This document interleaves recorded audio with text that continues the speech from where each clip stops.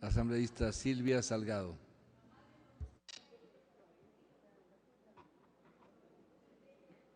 Gracias, compañero presidente, compañeras y compañeros asambleístas.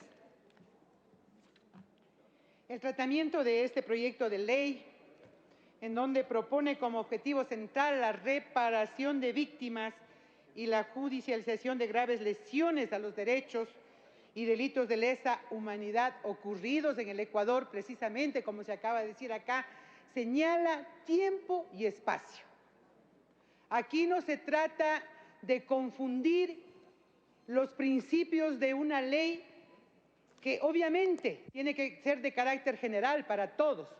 Se trata de entender que es una ley o un proyecto de ley propuesta bajo el amparo de las normas internacionales, que es precisamente reconocer la violación de derechos que en el pasado ocasionaron graves daños y que por ese mismo hecho los estados firmantes de estos tratados internacionales se comprometen a buscar medidas alternativas para precisamente reparar a las víctimas de la violación de esos derechos.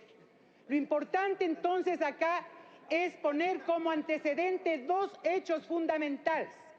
El primero, hechos políticos, hechos sociales innegables que ocurrieron en la década de los 80, y el segundo, poner también como un antecedente la conformación de una comisión de la verdad que tiene precisamente esta comisión de la verdad el amparo no solo en este país, sino a nivel mundial, de lo que significa como una instancia extrajudicial que permite reconocer esa violación de los derechos y enfrentar un pasado de impunidad.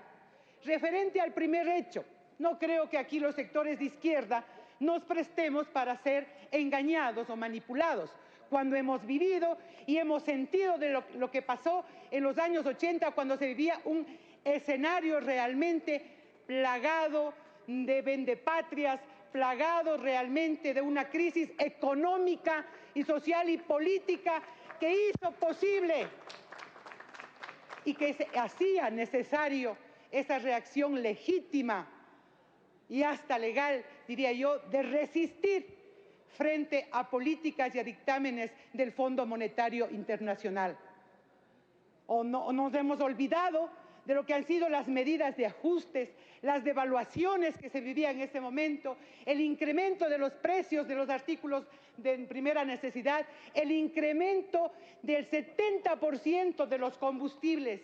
Ese era el escenario en los cuales no solo un grupo político-militar, si así se quiere identificarle como Alfaro Vivo Carajo, sino los movimientos sociales, los dirigentes sociales, los dirigentes estudiantiles, los militantes de la izquierda, a propósito justamente de parar esa reacción social, fueron embestidos, perseguidos, torturados y asesinados.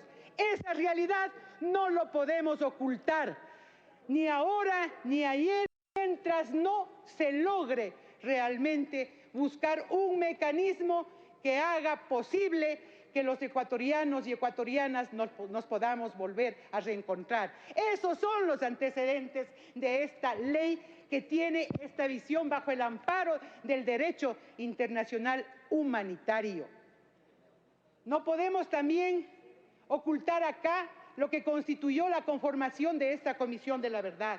Obviamente tiene su antecedente, y este antecedente es el reclamo permanente, insistente, que han tenido los familiares de las víctimas para que se haga justicia y no reine la impunidad. Por eso es que esta ley tenemos que entenderlo a partir del reconocimiento del Estado de la violación de los derechos humanos. Esta ley no parte de otra cosa, porque si no, ahí están los organismos judiciales y los procedimientos judiciales expeditos para cualquier otro tipo de trámite. Esta ley parte justamente del reconocimiento del estado de la violación de derechos. Y ahí es cuando se torna necesario estas medidas especialísimas que permitan cumplir ese objetivo. El tratar entonces este proyecto de ley es hacer efectivo la Declaración Universal de Derechos Humanos, es hacer efectivo el Pacto Internacional de Derechos Civiles y Políticos, la Convención Interamericana de Derechos Humanos, la Convención contra la Tortura, la Convención sobre los Derechos de los Niños, que establecen la obligación de los Estados de interponer y dar reparaciones a las víctimas.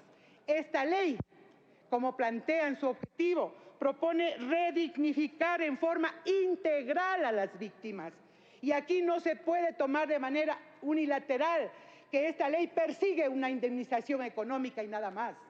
Sí, o a lo mejor también una indemnización económica, porque nos preguntamos qué ha significado para miles de jóvenes, para sus familiares, para los padres de familia, para sus hijos, que muchos de ellos quedaron en la orfandad, ser proscritos en la sociedad, cuando se publicaban en la prensa sus fotografías, cuando tuvieron que salir del país, cuando muchos de esos hijos quedaron huérfanos, cuando justamente quedaron en discapacidades frente a las torturas, cuando perdieron la vida cientos de jóvenes que no cometieron otro delito que levantar su voz y en unos casos, sí, identificarse con los ideales del viejo luchador, en otros con los montoneros por una patria libre, pero muchos de ellos, diría yo, con ese ideal sano de tres objetivos fundamentales para esa época que los publicitábamos y así se lo difundían.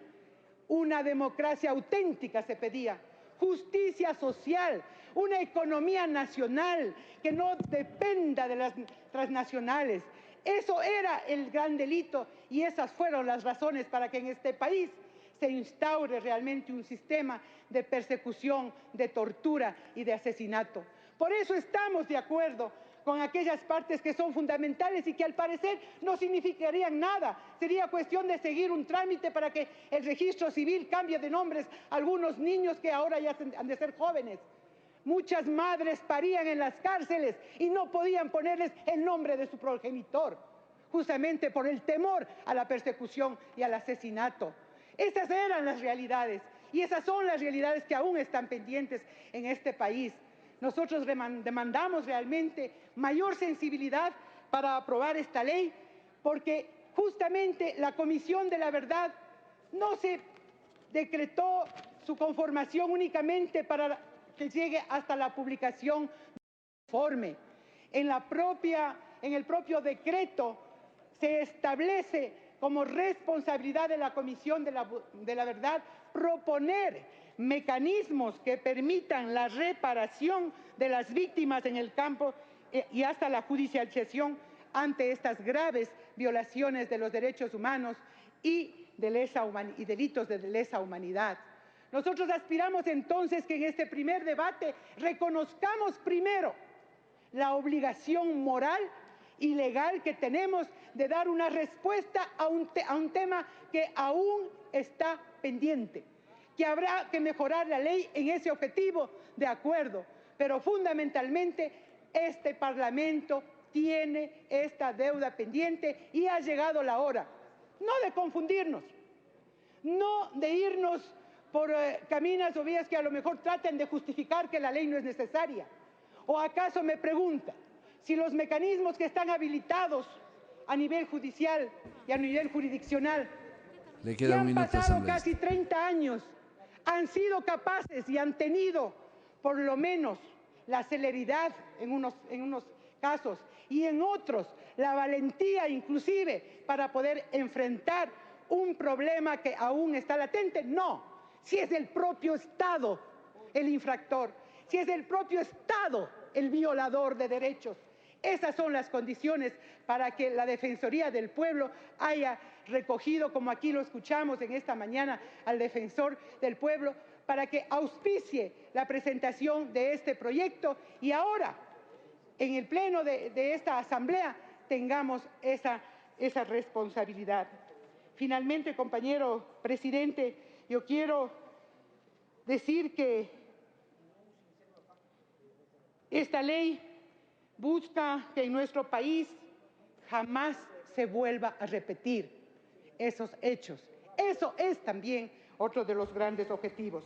No quisiéramos que se vuelva a repetir un terrorismo en Estado y, por el contrario, esta ley debería contribuir a una auténtica reconciliación entre ecuatorianas y ecuatorianos.